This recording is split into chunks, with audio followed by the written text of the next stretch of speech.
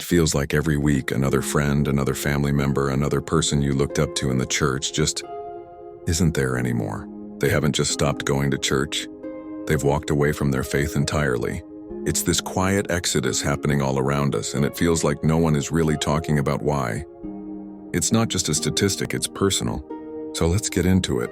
What's really going on? The first and maybe the biggest reason is that for so many people, their faith was inherited, not chosen. Think about it. A lot of us grew up in church. We were there every Sunday. We went to youth group. We knew all the Bible stories. It was just what our family did. But for many, that's where it stopped. It was a family tradition, a cultural identity, but it never truly became a personal, deeply held conviction. It was a belief system that was borrowed from their parents or their community. And here's the thing about borrowed beliefs, they're fragile. When life gets hard, and it always does, when you face a real crisis, a devastating loss, or a profound disappointment, a borrowed faith just collapses. It doesn't have the foundation to withstand the storm. Christianity is a faith that can handle tough questions. It can survive doubt. But it really struggles to survive when it was never truly owned in the first place.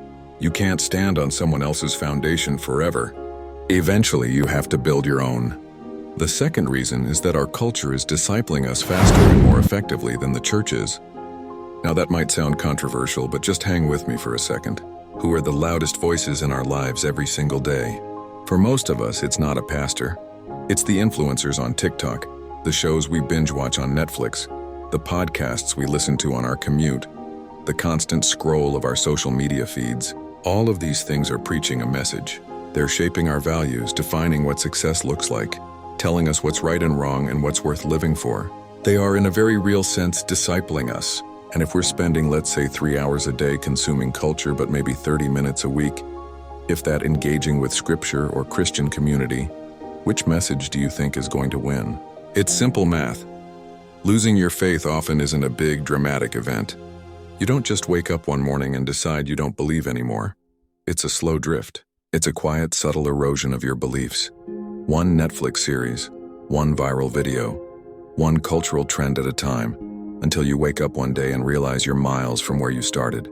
And that leads to the third and maybe the most heartbreaking reason of all. Their pain went unanswered. A lot of people, I'd argue most people, who walk away from faith don't do it because they suddenly hate God or because they got convinced by some clever atheist argument. They leave because something in their life broke. They lost a child. They got a terrifying diagnosis.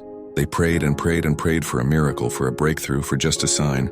And all they heard was silence. And in that deafening silence, when their heart was shattered, the church wasn't there to help them pick up the pieces.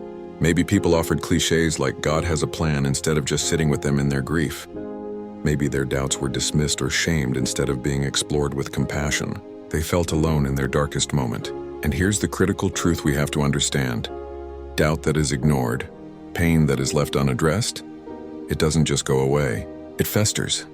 And eventually that unanswered doubt quietly hardens into disbelief. They didn't leave because they found a better answer. They left because they felt like their deepest questions and their deepest hurts didn't matter. So inherited faith, cultural discipleship, and unanswered pain, these are not simple problems and they don't have easy fixes. But ignoring them isn't an option anymore. We have to start having these honest conversations. So I'm genuinely curious, what do you think? What other reasons would you add to this list? Drop a comment below, because talking about this is the first step to actually doing something about it.